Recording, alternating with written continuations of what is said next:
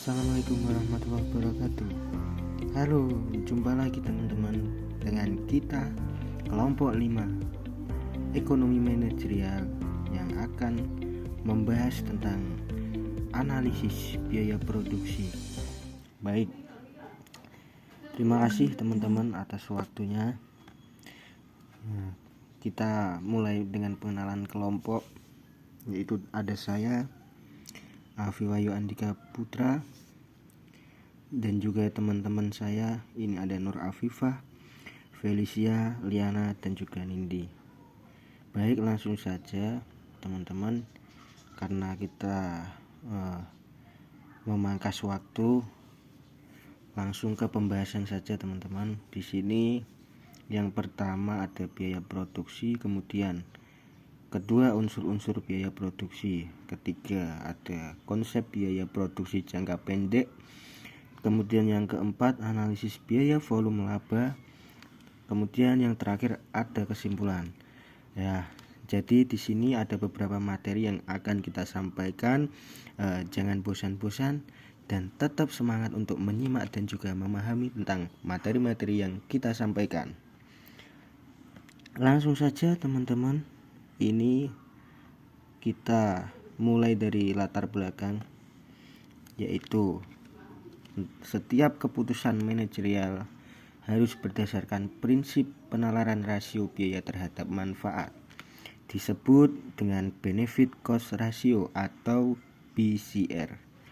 Disajikan sejumlah konsep biaya antara lain, yaitu ada 6 macam biaya-biaya, yaitu diantaranya ada biaya relevan, kemudian biaya kesempatan atau biaya alternatif, kemudian biaya eksplisit versus biaya implisit, kemudian yang keempat biaya marginal, kelima biaya inkremental, kemudian yang keenam biaya hangus. Nah, di antara biaya-biaya ini teman-teman, semuanya memiliki keefektifan masing-masing. Nah, kemudian ini dia yang slide selanjutnya, ada keterangan, berbagai keterangan, di antaranya yaitu yang pertama biaya relevan.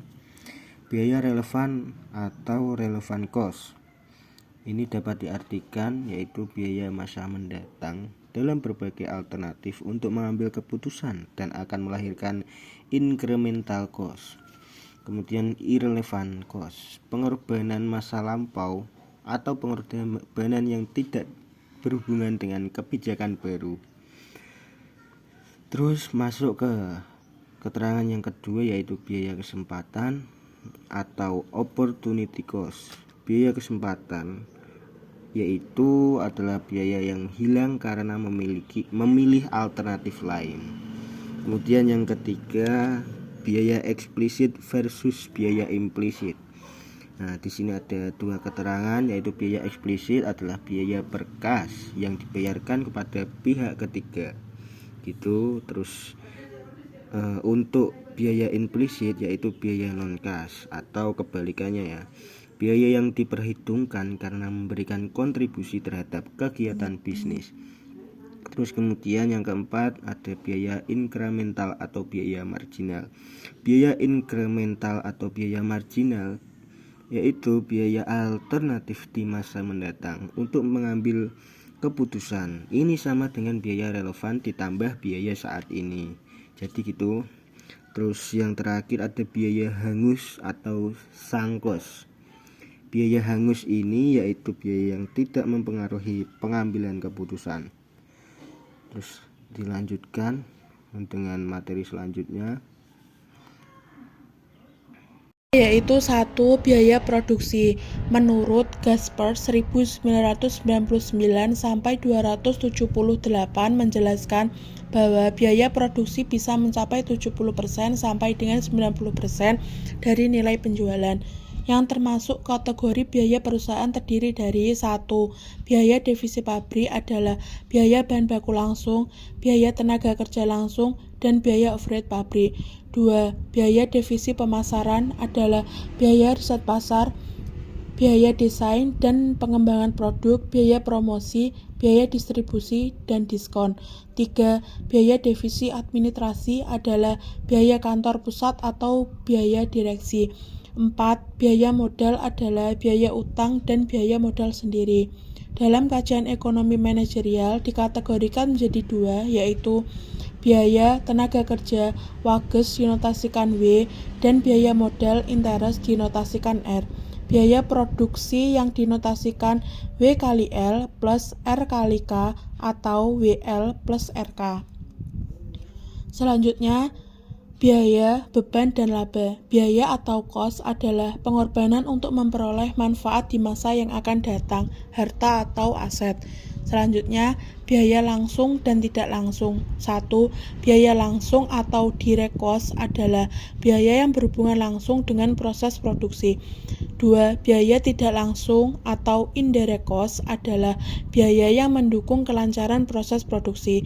Selanjutnya, beban atau expense. Beban atau expense adalah pengorbanan untuk memperoleh pendapatan, yang termasuk beban ialah beban pokok penjualan, pemasaran, administrasi, bunga, dan pajak. Selanjutnya, laba. Laba adalah selisih positif antara pendapatan dan beban. Laba dikategorikan menjadi 1. Laba bersih adalah terdiri dari gross profit margin dan operating profit margin, net profit margin. 2. Laba ekonomi atau economic profit adalah laba bersih operasi setelah pajak dikurangi biaya modal atas harta yang digunakan. Untuk analisis biaya semi variabel diklarifikasikan dalam biaya tetap dan biaya variabel. Biasanya menggunakan model Lask Square dan Hicks Law Point. 1. Biaya tetap adalah biaya yang perilakunya tidak mengikuti volume kegiatan pada jarak kegiatan tertentu. 2. Biaya variabel adalah biaya yang perilakunya mengikuti volume kegiatan. 3. Biaya tetap rata-rata adalah total biaya tetap dibagi kuantitas yang diproduksi dan dijual, dengan rumus TC sama dengan TFC plus TVC jika dibagi I sama dengan AC. Perilaku biaya secara matematik. 1. TFC plus TVC sama dengan TC. 2. TFC per I sama dengan AFC. 3. TVC per I sama dengan AFC. 4. TC per I sama dengan AC. 5. AFC sama plus AVC sama dengan AC. TFC total fixed cost, AVC total variable cost, TC total cost, I jumlah produksi, AFC average fixed cost, AVC average variable cost, AC average cost. Selanjutnya, 1. Biaya tetap berdasarkan kebijakan manajemen adalah biaya tetap semacam ini lahir karena kebijakan manajemen. Biaya ini lazim disebut biaya terprogram atau biaya terkelola. 2. Biaya variabel adalah biaya yang berhubungan langsung dengan volume kegiatan, besar kecilnya tergantung volume kegiatan. Yang ketiga yaitu biaya variabel terprogram adalah biaya yang direncanakan dengan mudah karena ukurannya jelas. Biaya ini terdiri dari direct material cost dan direct labor cost. 2. Unsur-unsur biaya produksi. Biaya produksi terdiri dari 3 unsur, yaitu bahan baku langsung, upah langsung, dan biaya overhead pabrik. Bahan baku langsung ditambah upah langsung disebut biaya utama prime cost, sedangkan upah langsung ditambah biaya overhead pabrik disebut biaya pengelolaan conversion cost. Biaya overhead pabrik merupakan biaya semi variabel, harus diklarifikasikan menjadi variabel dan tetap, gunanya untuk pengambilan keputusan manajemen.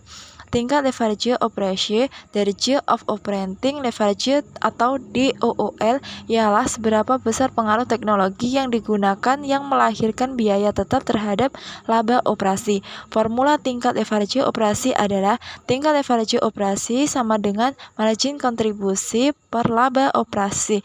Makin besar tingkat Leverage operasi makin tinggi resikonya. BEP, DOOL, dan shutdown. CMPO sama dengan harga dikurang biaya variabel per unit. BEP sama dengan FC per CMPO. Margin of safety sama dengan sales aktual dikurang sales BEP per sales aktual. DOOL sama dengan contribution margin per operating profit. Shutdown menutup usaha. Rumus menutup usaha sama dengan biaya tetap tunai per rasio margin kontribusi. 3. Konsep biaya produksi jangka pendek. Konsep biaya produksi jangka pendek berhubungan dengan efisiensi produksi. Yang bekerja efisien adalah tenaga kerja labor atau L. Efisiensi dikategorikan yang pertama yaitu efisiensi teknik, mencapai output maksimum berdasarkan kombinasi input tertentu, mengoptimalkan alat kerja dan tenaga kerja. Yang kedua, efisiensi ekonomis, mencapai output tertentu berdasarkan kombinasi input minimumkan input. Dalam kajian akuntansi, konsep efisiensi ialah hasil perbandingan biaya aktual versus biaya standar. Kategori efisiensi terdiri dari 3. Yang pertama yaitu efisiensi produksi, terdiri dari efisiensi bahan baku, buruh, dan biaya overhead pabrik. Yang kedua yaitu ada efisiensi biaya pemasaran, dan yang ketiga ada efisiensi biaya administrasi. Selanjutnya ada fungsi produksi jangka pendek. Fungsi produksi ialah hubungan antara input yang digunakan dengan output yang dihasilkan. Fungsi produksi yang lazim digunakan ahli ekonomi adalah model Cobb-Dulux.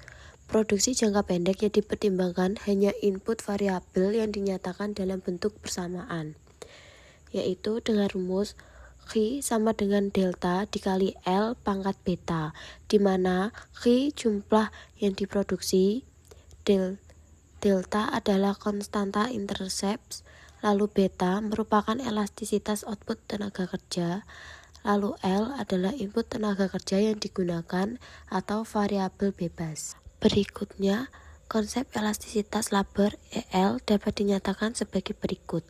E sub L sama dengan persentase perubahan output Q dibagi persentase perubahan input tenaga kerja atau L sama dengan perubahan Q dibagi perubahan L dikalikan L per Q sama dengan perubahan Q dibagi perubahan L dibagi dengan Q dibagi L sama dengan MPL dibagi APL sama dengan B atau delta. Kesimpulannya, pertama, tambahan output lebih besar dari tambahan tenaga kerja, lalu produktivitas tenaga kerja naik. Yang kedua, tambahan output lebih kecil dari tambahan tenaga kerja dan produktivitas tenaga kerja turun. Yang ketiga, tambahan output sama dengan tambahan tenaga kerja dan produktivitas tenaga kerja maksimum atau stabil.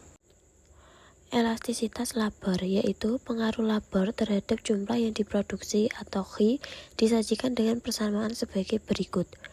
Beta sama dengan N dikali jumlah log natural L dikali log natural Q dikurangi jumlah log natural L dikali jumlah log natural Q dibagi N dikali jumlah log natural L kuadrat dikurangi jumlah log natural L kuadrat.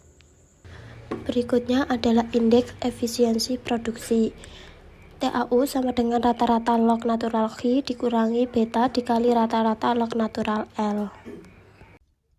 Baik, selanjutnya 4. Analisis biaya volume laba. Analisis biaya volume laba ialah teknik mempelajari hubungan antara biaya, pendapatan, dan laba, di mana total pendapatan sama dengan total laba. Teknik demikian lazim disebut titik impas atau break-even point. Terdapat 3 jenis titik impas. Yang pertama, produk tunggal atau single product. Yang kedua, produk jama atau multi product. Yang ketiga, BEP dengan EPS atau earning per share. Selanjutnya yaitu single product. Hubungan antara besarnya pengeluaran investasi dan volume yang dibutuhkan untuk mencapai profitabilitas disebut analisis titik impas atau BEP. Analisis BEP adalah pendekatan perencanaan formal yang didasarkan pada hubungan antara penjualan dan total biaya. Menurut Weston dan Brigham pada tahun 1992. Formula BEP single product sebagai berikut. Yang pertama, BEP sama dengan FC per CMPU. Yang kedua, BEP sama dengan FC per CMR. Yang ketiga, BEP sama dengan FC per 1 min VC per S, di mana CMR atau Contribution Margin Ratio sama dengan Contribution Marginal per Sales.